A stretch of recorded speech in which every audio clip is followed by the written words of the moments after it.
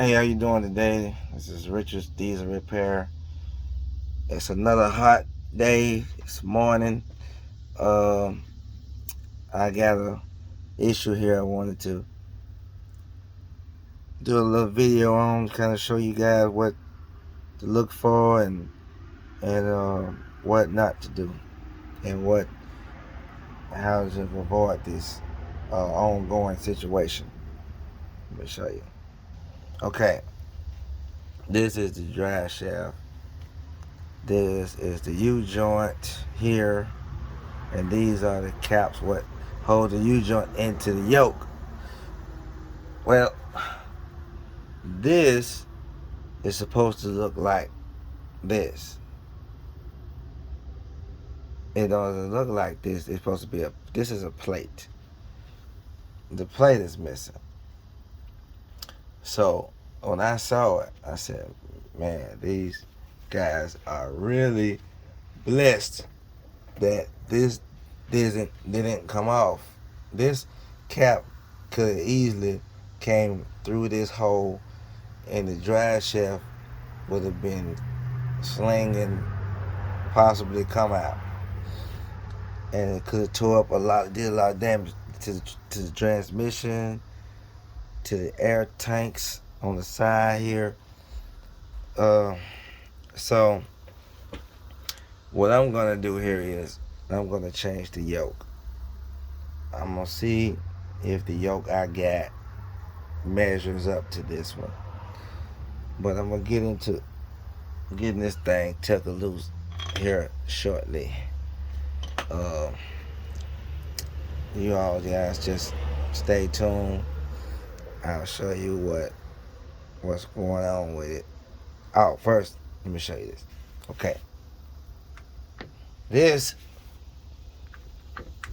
is very loose. The cap is loose. This cap is loose in the yoke. The yoke is worn. So anytime that cap is loose like that, if you can move it around easily or shake it side to side, then the yoke is worn. So make sure change the yoke. The U joints is not gonna help you in this situation. You gotta change the yoke because the bolts ain't gonna do nothing but keep backing up. The bolts be backing up, and then possibly it can come loose. So when your U joint is loose and the yoke, then the yoke is bad. Uh, Other people might say you need to change the yoke and the U joint. That could be very well true. But if you're trying to save a little money, like people are always doing, you put the yoke on there, see if it's tight. If it's not tight, then get a U joint. So I mean that's the economy way of doing things. I wouldn't, I mean, it's to each their own. If they want to spend the extra money, they don't think it's worth the time, then you go ahead and buy all the new parts. But I'll show you guys a little bit more about this yoke here in a minute, about the slack and all that. But I'm finna get ready to take this apart. I kind of want to show you what's wrong with this yoke here. This yoke is worn in here, and if you look closely, it's kind of close to your bolts here. It's kind of worn down thin, but this cap here, see what I'm talking about? All right, it's got a lot of play in it. Now look in this one. This is a used yoke, but it's good. See, I can't even get it all the way in there because it's a tighter fit. And then not only is it tighter, this cap is actually worn. All right, we're gonna put a good cap in this one. Let's see.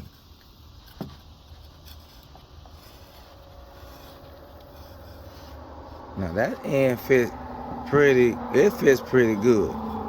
It does. I can't remember which side. Yeah, this is the side. Yeah, see, it went in there very easy. It's still actually pretty good. Now it could be. I'm gonna air this on the safe side and change this yoke anyway because he had a cap missing. Of course, the bolts ain't gonna stay tight, and he ain't had the plate on the cap, you know. But I'm gonna change this deal to be safe. See, I can't even get it all the way in here because it's fitting tight. That's how it's supposed to fit. But as you can see, I came prepared to change it over. But this one is wider. This is a different style. This is the half round. These are 2 full rounds. Yeah, so I'm getting ready to put this yoke in here, and what you do is these yokes, they both come off of I'm measuring. It's about 7 inches. It's about saying 7 inches. You measure it from the end to end, and then your caps, they generally gonna be the same on the inside. I had to make sure these other caps here fit the U-joint that's in the truck, and they're still good. They just been left out in the weather a little bit. They got grease in them. They got all the needle bearings in them. They're gonna be just fine. I'm just gonna clean them up a little bit more, maybe shoot a little paint on them, make them look pretty. Other than that, hey, this truck is made to do work. It's gonna get dirty under the truck. I went ahead and shot a little paint on the yoke, make it look nice and pretty. But yeah, once I get all this put together, I will show another video with it on the truck. Once I get my GoPro going, I'll make. I didn't bring my GoPro. I'm kind of new to this thing. I don't do my videos often as I should, and I don't have my GoPro with me, so I'm gonna have it, and then you guys can see me in action a little bit more. But bear with me. About to put this yoke on, show you the results, the tightness, all of that. Thank you for watching. Just be patient with me. We're about to get this thing rolling. It's hot out here. It's gonna be over 100 degrees today, but I'm the guy that's behind the scenes doing all these jobs. But hey, it's hot. But I'm finna get with it. I'm gonna stay with it. Ain't gonna let the heat beat me. That's what men do. So if you're any young man watching, take notes. I'm bragging on myself. All right. I just wanted to show the finished product. It's all back together now.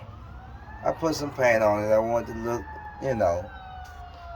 look, neat or whatever. I don't always paint them. I just decided to paint today. I said, well, I got a little used part here. I wanted to, where it won't look so bad. I had a little rust on it. So I went ahead and painted it up. It looks good. It's good and tight. Ain't no movement.